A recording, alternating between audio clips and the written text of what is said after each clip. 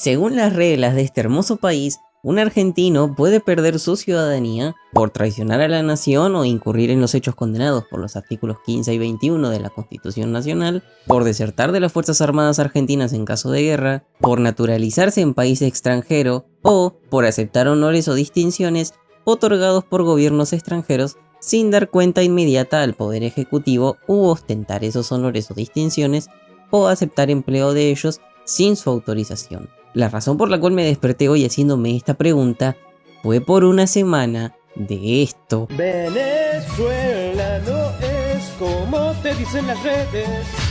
Michelo es un TikToker que empezó subiendo videos de su trabajo como artista callejero, donde se llenaba el cuerpo de luces LED y bailaba simulando ser un robot. Y si bien así llegó a ser uno de los TikTokers argentinos más grandes, tenía un lado oscuro. En realidad no, desde el año pasado viene haciéndose viral a raíz de la victimización de su persona. Según él, el gobierno de Salta buscaba hacerle daño por hablar del problema del agua que aún existe en su provincia. Luego del gobierno de Salta fue Milei y sus trolls de internet que reportaban sus cuentas. Y ahora está en Venezuela alentando la idea de que Venezuela es una pobre víctima que se resiste a ser colonizada por el malvado imperialismo yanqui. Todo el que haya visto más o menos lo que hace, se da cuenta que a él no le interesa Venezuela, ni el imperialismo, ni nada. Ni siquiera le importa quedar como ridículo. El tipo está ahí porque le pagaron para mostrar lo que el régimen quiere mostrar en redes sociales. Y la verdad, creo que se está esforzando mucho para lo que supuestamente le pagaron, pero bueno, supongo que quiere dar un buen servicio. Y es que ese es el tema. A estas alturas, dedicarle un video para que le quiten la ciudadanía sería como darle otra banana al mono para que baile. ¿Por qué? Porque lo que Michelo hace es justamente un servicio. Sin duda, la desgracia de compatriota se ha llevado todas las miradas, pero la realidad es que en Venezuela hubo otros como él que viajaron para grabar contenido. Entre ellos podemos encontrar a personas como David Porras o Javi Flama. Y esto no es casualidad, países como Cuba o China ya han hecho exactamente lo mismo que hoy están haciendo estos jóvenes idealistas amantes de la verdad. Porque la verdadera pregunta es, si la mayoría del mundo sabe que lo que hay en Venezuela es una dictadura, si el propio Michelo definía a Maduro antes como un dictador y se autoproclamaba libertario... Por ser libertario no quiere decir que tengo que estar a favor de Estados Unidos. Ejemplo este de Estados Unidos, negociando con el dictador Nicolás Maduro. ¿Qué es lo que impulsó a estos jóvenes influencers a viajar al país, hospedarse en un buen hotel y hacer contenido a favor del régimen?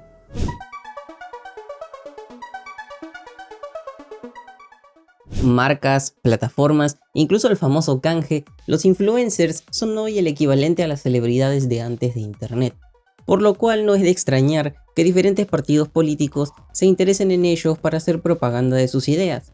O peor, que sean los propios políticos los que intentan ser influencers. Artistas a los que escuché en el último año en un video.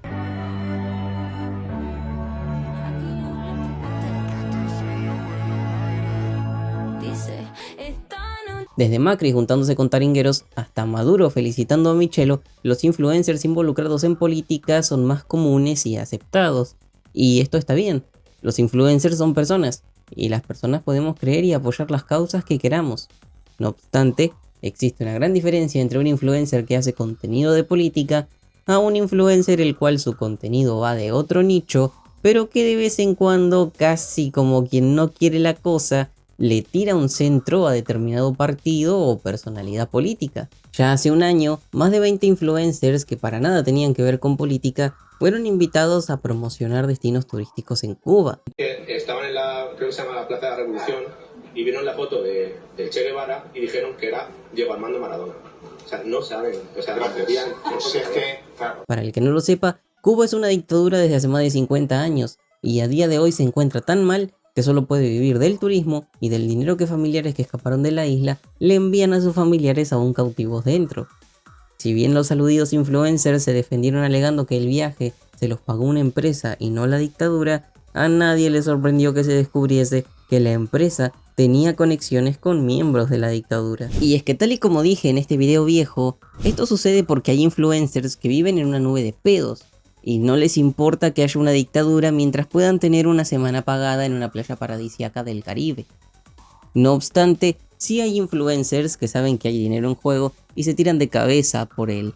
En este último grupo entraría Michelo y sus amigos. Sin ir más lejos, el propio Porras ya ha estado hablando bien de la dictadura cubana e incluso romantizando su miseria. Cuba es realmente una dictadura. Fui a Cuba a ver si lo que dicen algunos medios de comunicación con respecto a la isla es verdad. Aún así, lograron hacer 2 vacunas, las cuales por supuesto no pudieron vender por el bloqueo económico que Estados Unidos, la principal potencia armamentística del mundo, le tiene a Cuba desde 1962. El servicio que ofrecen estas personas es crear contenido minimizando y relativizando la sobrada evidencia que hay en internet acerca de estos regímenes, a veces hasta el punto de fabricar un hecho para aparentar una verdad. ¡Ayuda! ¡Me están persiguiendo en el helicoide! Este video donde Michelo muestra que el helicoide no es para nada una prisión donde se llevan a cabo las famosas torturas blancas es un tema que se cae fácil. Tan solo basta con ver los testimonios que existen de gente que ha pasado por el helicoide. De hecho, tal y como ha pasado ya con Diego Rusarín, por ejemplo, es muy fácil darse cuenta que todo esto es propaganda. Algo armado. Literal, hasta ya hay memes burlándose de lo cara rota que es Michelo. Pero, aún así, no es algo que hay que tomarse a la ligera. Porque así sea una dictadura bananera y poco seria como la chavista, cuentan con el apoyo de gente peligrosa. Gente que de verdad sabe cómo usar influencers para inventar una verdad.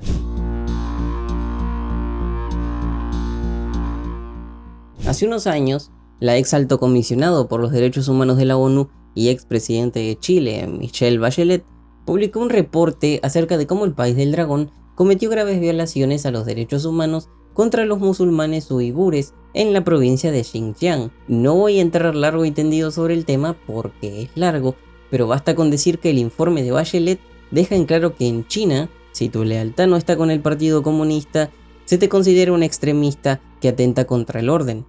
En el caso de los uigures y otras etnias musulmanas, son enviados a un campo de reeducación donde se los alienta a dejar prácticas y costumbres de sus religiones y abrazar las doctrinas del partido.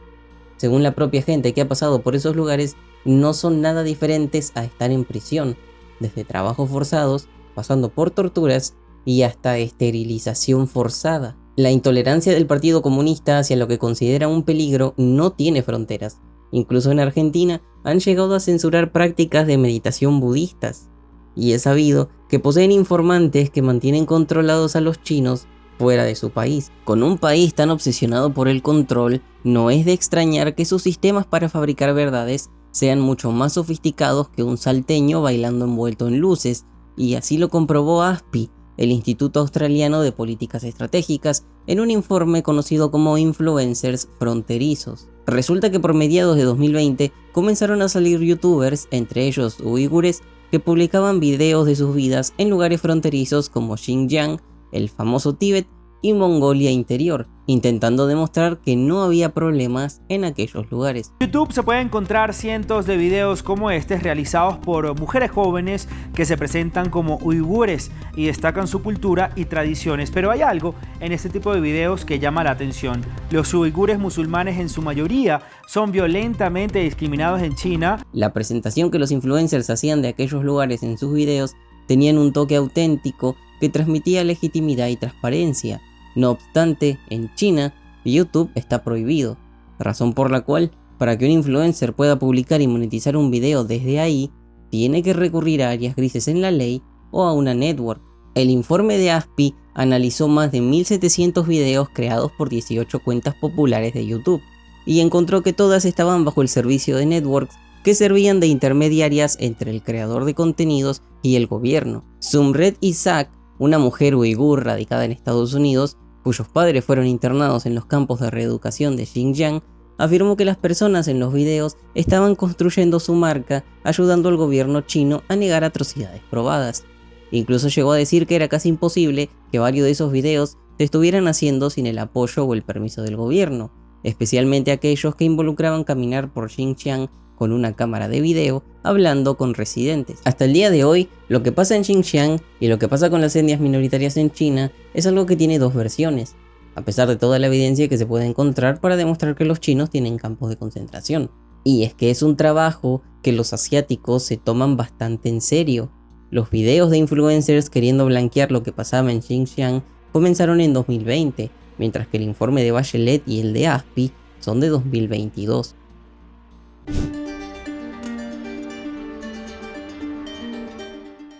Tal y como dice en el libro Los nuevos dictadores, hoy las redes han facilitado mucho las cosas para los dictadores, ya que son una muy buena forma de simular la realidad. En Rusia, un ex agente del Kremlin relató en 2015 cómo él y dos compañeros habían simulado un debate genuino. Primero, uno publicaba un comentario anti-Putin en un foro de internet. Los otros dos luego intervenían para atacar al disidente con argumentos superiores, enlaces de apoyo y, si era necesario, fotografías manipuladas. Otros usuarios del foro observaban un intercambio honesto de opiniones, pero concluían que el lado pro-Putin era más fuerte. Menciono esto porque la gracia de usar el internet y sus influencers para mentir a favor de una dictadura es que parezca real, algo que los influencers de Maduro no saben hacer. Tan solo vean cómo en este video Flama intenta aparentar que critica a Maduro de manera sarcástica, cuando en realidad acaba diciendo algo mucho más positivo de él que de Edmundo González. Ahora vienen sus elecciones y es alto circo. Por un lado tienen al presidente actual, a Maduro, que se la pasa haciendo abdominales y pone de deporte nacional a la motopirueta. Y por otro lado, a la oposición, que está luchando contra el Alzheimer y la demencia senil, con un candidato que hace parecer a Biden un adolescente. Lo que no se puede negar es que el socialismo dejó su impronta. Y es que esta movida por parte de la dictadura no parece algo fríamente calculado, sino una burda estrategia para indignar y desmoralizar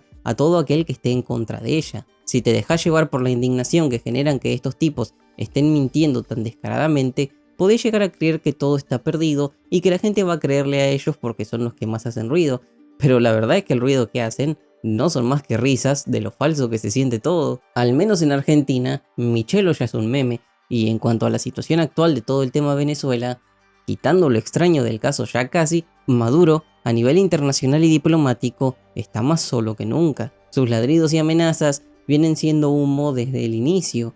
Empezó disfrazándose de militar y acabó llamando a estos dos para lavar la imagen de su dictadura. Y ojo, no digo que se deba subestimar a una dictadura que ha logrado anclarse al poder durante más de una década, pero no se puede negar que al ver esto, parece más un tropiezo que un paso. Nadie sabe qué va a pasar de ahora en adelante, y no está bien hacer futurología con un tema tan serio como este. Pero al igual que el caso de los uigures, a través de la exposición y la lucha por la causa, se ha obligado a países aliados de Venezuela a reconocer que debían respetar el proceso democrático, evidenciando que son una dictadura, y eso es algo que nadie podrá borrar, ni siquiera Curly, Larry o Moe.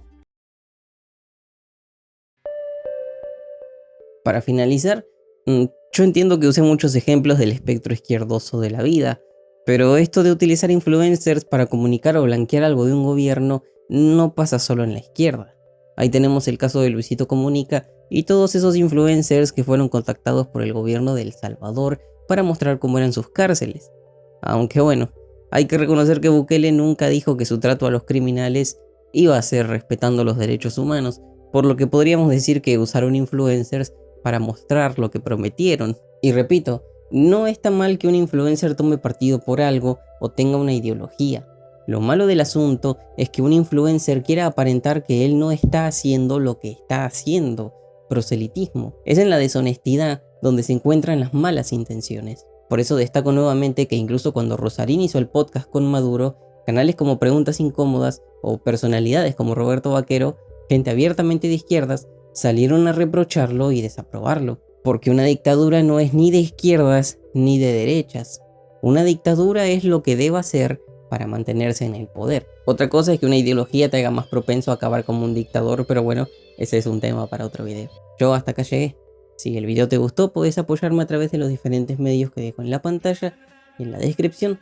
Y sin más que agregar, nos vemos.